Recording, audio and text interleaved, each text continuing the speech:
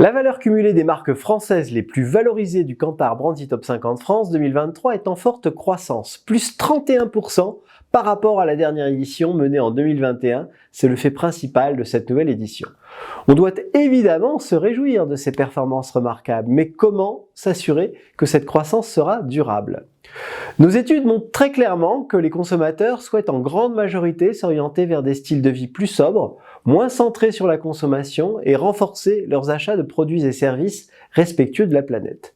La première responsabilité des marques est de les accompagner à transformer ces intentions en comportement alors même que la pression sur les prix les en fait douter. Quelles solutions leur propose-t-elle pour ne pas briser cet élan nécessaire ? Nécessaire car la question centrale que nous devons tous nous poser est la suivante. La planète peut-elle supporter de tels niveaux de croissance qui reposent essentiellement sur des produits et services classiques basés pour l'essentiel sur une logique de production linéaire versus circulaire ? La réponse est négative. Nous consommons les ressources 1,7 fois plus vite que ce que la Terre est capable de régénérer. La croissance telle que nous la définissons ne peut donc plus perdurer. Vendre plus pour gagner plus, c'est une injonction intenable dans un contexte de limites planétaires dépassées et de fin d'abondance. En imputant sur l'EBITDA des entreprises du CAC 40 la facture du CO2 émis par leurs activités, 50% des valeurs de l'indice deviennent déficitaires. Alors, pour autant, il ne s'agit pas de parler de décroissance, de privation ou de régression, mais de redéfinir ce qu'est la croissance et la finalité même d'une entreprise. Le monde de l'entreprise est évidemment en marche dans ce mouvement.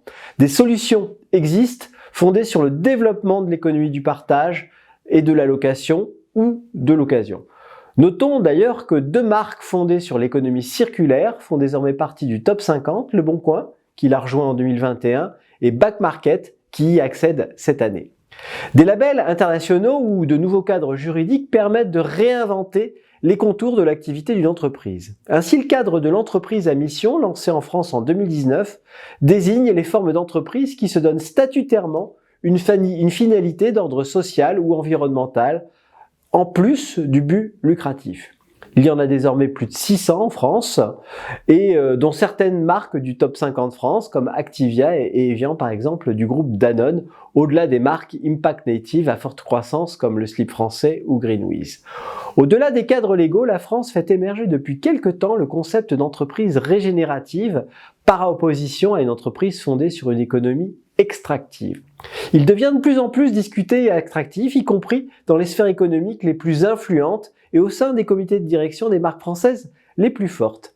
Ainsi, AXA, numéro 13 du classement avec une croissance de 21%, en fait un axe structurant de sa stratégie.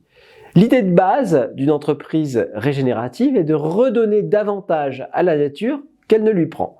Il ne s'agit donc plus d'atteindre la neutralité, mais de contribuer positivement. L'entreprise est ici considérée comme une entité vivante, comme les autres, qui doit accepter sa profonde dépendance. Elle n'est rien sans les ressources de la planète, sans ses collaborateurs, sans les fournisseurs, sans les institutions, sans les infrastructures. Si l'entreprise prospère, alors chaque entité de l'écosystème doit prospérer, et réciproquement. Le marketing peut être le chef d'orchestre de cette transformation des entreprises en refondant les offres et en faisant la pédagogie de ce modèle responsable pour les rendre désirables.